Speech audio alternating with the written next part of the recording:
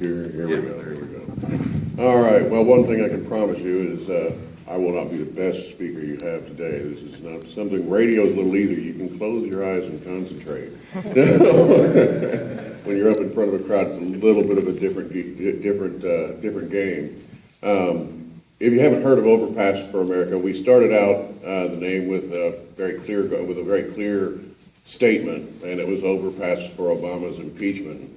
The longer we went along, we realized that while he may be the poster child of the problem, he is not the only problem. He isn't the only problem. He has an army of collaborators up in Washington, D.C.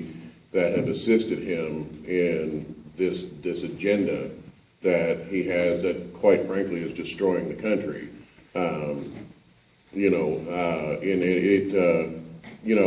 It got started out because really, I know I wasn't the only one, and it's shown by the results of how many people have joined.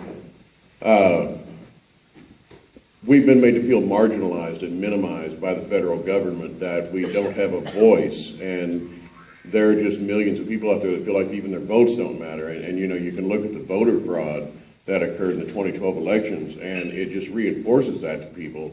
And you can watch the news, and you don't really get the news anymore. You get fluff pieces that have nothing to do with anything that goes on. And I was getting extraordinarily angry, and I know I wasn't the only one, and so I had to do something. I had to do something to do something, to help myself and to give people a way to be able to speak out, and where they would be heard, where they would be felt, where they would be empowered.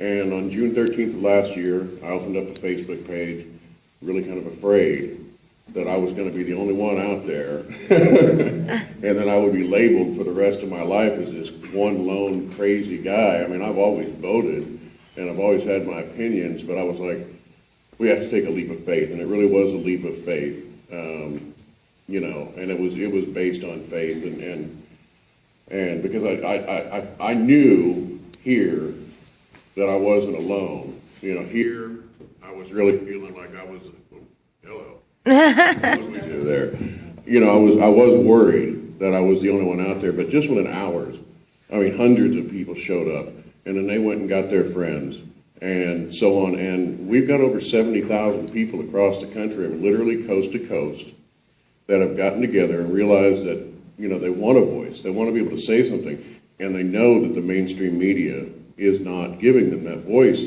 and most of the country is asleep at the wheel, and that's what got us to where we're at now, is because people were no longer active in what was affecting themselves and their children. Look at our federal deficit, and sadly, what they tell us, what is $18 trillion, is only about 10% of what our actual national public debt is. And we've mortgaged our children's future for our own sake, out of selfishness. And it really is that, because we became complacent and we were ignorant. And you can't blame all of that on just, I've learned so many things in the course of doing this that I had no idea about. And it's shocking to most people when they find out the depth of corruption that has infected our federal government and our state governments even. It's almost like a sickness has gone over this nation, and until you make people aware of that, they don't know. And the news wasn't going to tell us, and so we decided to get out on an overpass where in rush hour traffic you can communicate, two people, one person can communicate to, 100,000 people in just a few hours.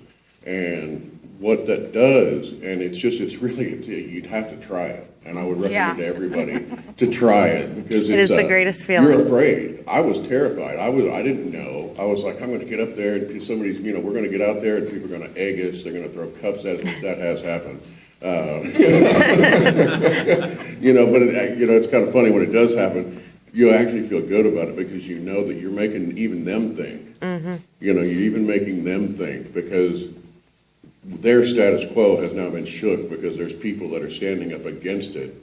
And And that's really what we have to, that's really what the whole point of it is to get people to go, I didn't see that on the news. What's a Benghazi? What's an extortion 17? What's a Fast and Furious? Why would we want to impeach Obama? And, why are they telling me, wake up? And it's to make people question, to stop going along with the status quo, to just to get them involved, to get them to think, make them go home. Let's go, what is extortion 17? Google, extortion 17, 30 servicemen were killed. Wait a minute, I didn't hear about this. And it works, and it works. I mean, it's just, and like you were referring to earlier, the Great Awakening. Maybe we're just a symptom of that Great Awakening. I'd like to think we're a participant in helping that happen. And because, we are in the greatest country the history of the world has ever seen. Even as bad as we are right now, with everything that's going on, we enjoy the greatest prosperity that any nation has ever seen. But if we can't get, the other 317, there's 317 million people by the census legally here in the United States. If we can't get at least a good portion of them involved in the affairs that go on in this country, you can look at Europe, at how socialism has caved it in. The prime example of how that failed was the Soviet Union. We all saw what it did. I mean, the country, it imploded upon itself because they couldn't afford to keep it operating. And we have to stop that here in America. And it's crept up on us over decades. It's been like a chip away, like if you took a hatchet at a redwood. It's not going to fall overnight, and it's going to take a long time. But that's what they have done, is just little by little, chip here and there. And our country's teetering on the brink of disaster as we speak. And, it makes me feel very good to see everybody here, because I know that there's people getting involved and people are waking up, but what we have to do beyond here, even if you never join us on an overpass, but I have to recommend it. You'd be amazed how exhilarating it is. So much fun. It is. Yeah. The first time we ever went up, it was scary, because you don't know what's going to happen. And then you see all these people, you hold a sign up, honk for America, or honk to impeach, and 4 out of 5 cars, it goes right, you'd be amazed at how fun it is and how much better you feel. I mean, it takes weight off your heart and stress out of your mind to do it. So if you ever get the opportunity, I highly recommend it. It's a wonderful stress reliever.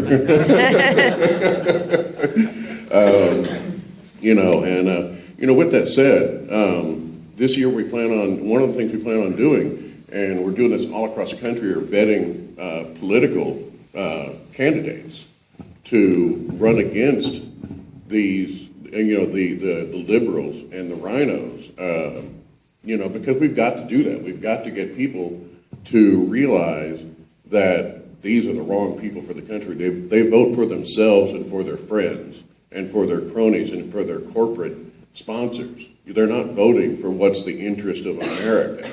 And we have to get away from that. And we have to pass laws to ensure that that happens. And we need to repeal laws that have caused it to happen.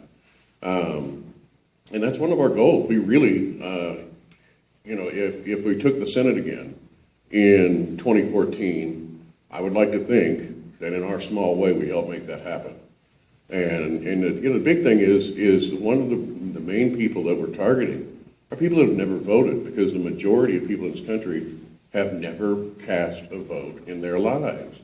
And it's time for those people to get involved. I mean, I've got people in overpasses, and this is the amazing thing too, is the awakening that's happening is, you'd be surprised how many people we've got with us that voted for Obama.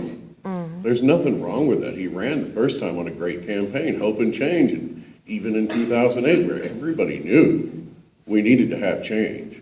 And he had a fantastic campaign. There were a lot of questions, but there's always questions when it comes to politics. And people were just, it was an excellent campaign. I have to give him credit.